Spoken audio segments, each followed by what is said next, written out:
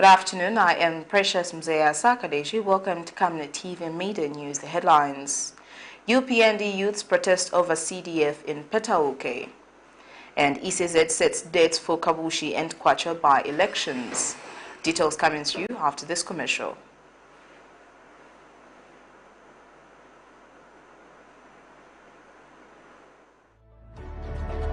Water is life.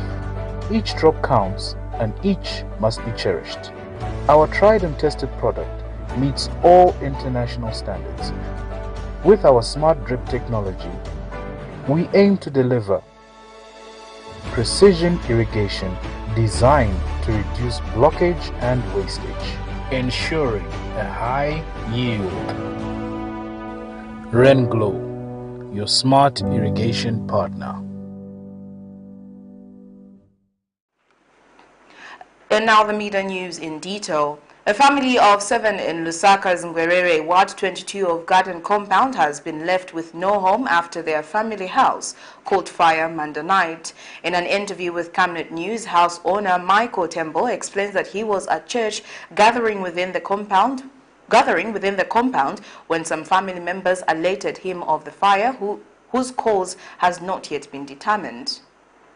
This now dilapidated house with a broken down wall is what a family of 7 in Lusaka's Ngwerere Ward 22 of Garden Compound have been forced to start sleeping in after their house caught fire Monday night while no one was at home. The fire has left the entire family shocked, as they state that it began in a room which is not electrified while no one was home, with the doors being locked. House owner Michael Tembo has told Camnet News that the house fire began while he was at church and was only informed by some family members that the house was ablaze. We called fire brigade. Unfortunately, they did not come to the place we called them. They went near Camnet where another house was on fire as well. So instead, they didn't know that those people didn't call them, but they found their house was on fire. So in short, they just worked on that house. At least here, people of the community did their best to put out the fire. We are sleeping in the same house because there's nowhere where we can go. It's the same house we're sleeping in, at least waiting for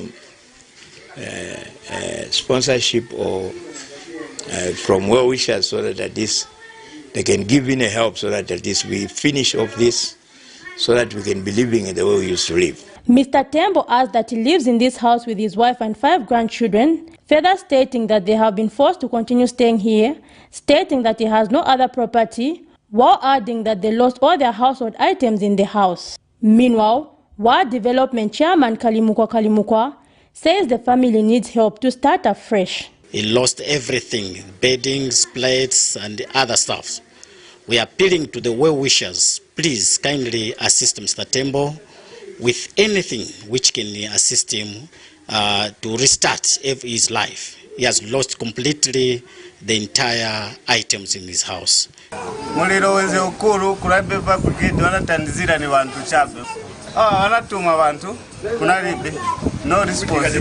The family now hopes to renovate the damaged house and have called on those willing to extend a helping hand to come to their aid. Zipporah Mshala, Camnet News, Lusaka. The Electoral Commission of Zambia has set 21st October 2022 as the date of which to hold the delayed parliamentary by-elections in KWACHA and KABUSHI constituency, respectively. Initially, by-elections in the 2 respective constituencies were scheduled to take place on the 15th of September 2022. However, they were suspended following a court ruling delivered on the 13th of September to stay the election till determination of the matter that was before it. The dilapidation of some water infrastructure and the increasing demand for water is undermining the Lusaka water supply and sanitation company's ability to address water and sanitation challenges in the province. Since its inception in 1990, the Lusaka Water Supply and Sanitation Company, a provincial water utility for Lusaka province, has been providing water and sanitation services in its catchment area with a population of more than 3 million people. Over the years, the country has seen huge investments in the water sector, but old infrastructure is now presenting some challenges. This is the Chawama wastewater treatment plant in Kafue district.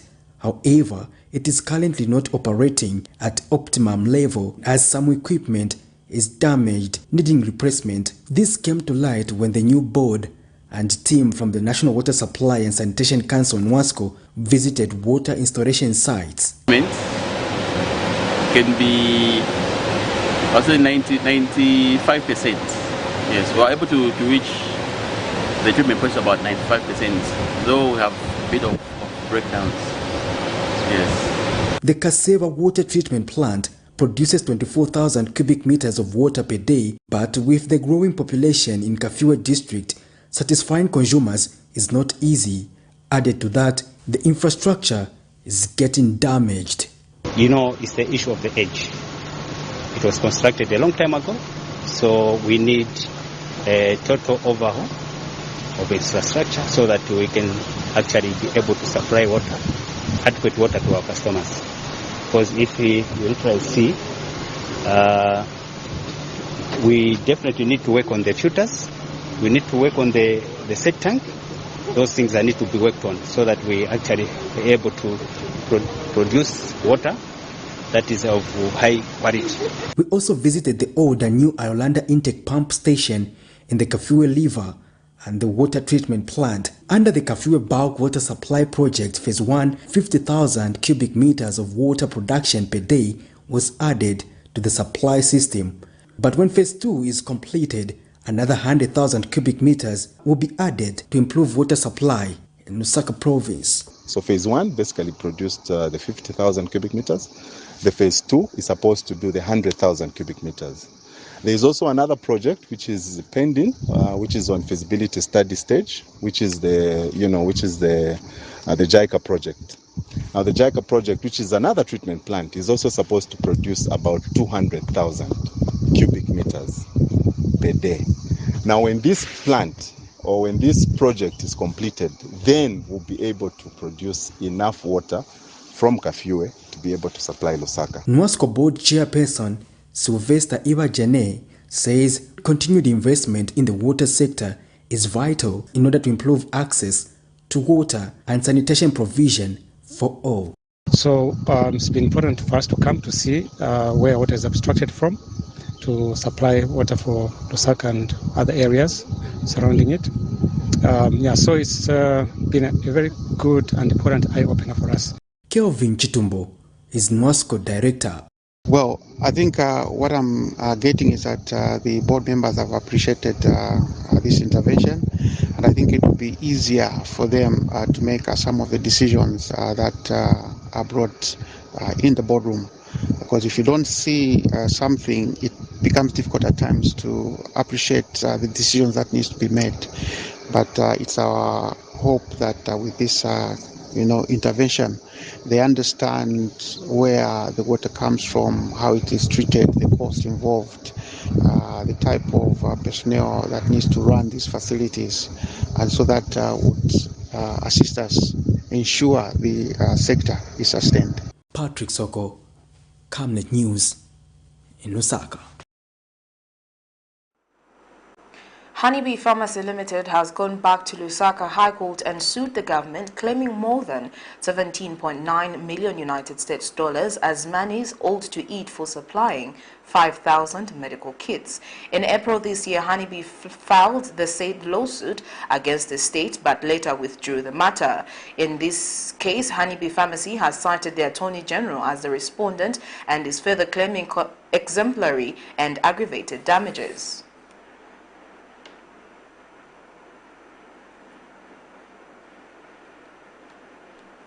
Irate youth from United Party for National Development in PETAUKE District, Eastern Province, Tuesday stormed the district town council, expressing their displeasure on the disbursement of the Constituency Development Fund (CDF) by the local authority. In what seemed to be becoming a trend among youths belonging to the governing United Party for National Development (UPND), where on Monday pressure mounted at the PETAUKE District Council offices, UPND youths staged a protest against PETAUKE Town Council Secretary Vupe Mutanya. expressing their displeasure on the disbursement of the Constituency Development Fund, CDF, by the local authority. The furious youths forced their way into the council premises and closed the gate, preventing people from entering and leaving the council building. The council secretary, who was out of office, was also not allowed to enter his office as the protesting youths demanded answers as to why UPND cooperatives have not benefited from CDF.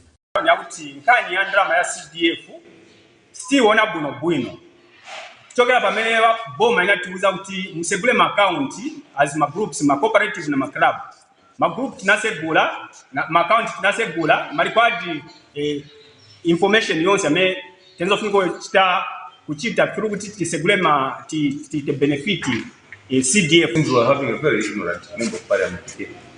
He seems to be very much involved in a number of things. So in as much as you technocrats are educating us, please get a touch also with the member of parliament. Try to educate him, because now it seems that politics will jump from the political time into the time which is not supposed to be termed as campaign time. PETAUKE Central Member of Parliament Emmanuel Banda has equally been accused of working against the UPND government, and they demanded the dissolution of the CDF committee. Nizawantu wa Zambia wakuno ku PETAUKE wasati wa abantu wezonkala mu makampu ya Shikirakita iya. Kamba hivi tapeza kuti we are here by demanding you council secretary kuti tifuna CDF committee ipanyiwe because usually ni vintu go embekezera abantu. The PETAUKE Town Council Secretary had a tough time to address the irate youths. Do you know that Kamene Bankara Kusang is a council Mankara? We are not part of the team that sits to select. There is a procedure that is followed.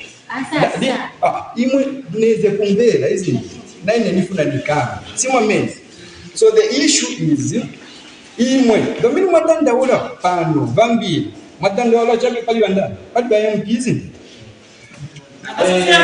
point that we are saying is that it was PETAUKE District Commissioner Martha Mlenga who managed to calm the situation. Meanwhile, PETAUKE Central Member of Parliament Emmanuel Banda has condemned the act of lawlessness by some UPND cadres, saying the move goes against the desire of President Hakainde Hichilema to curb acts of impunity among cadres. As far as I'm concerned, it's the whole committee who usually sit and select, and the district commissioner is part and parcel.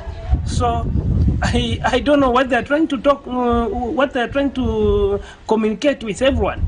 And I was surprised for them to go to council, because the council secretary doesn't sit in the CDF committee.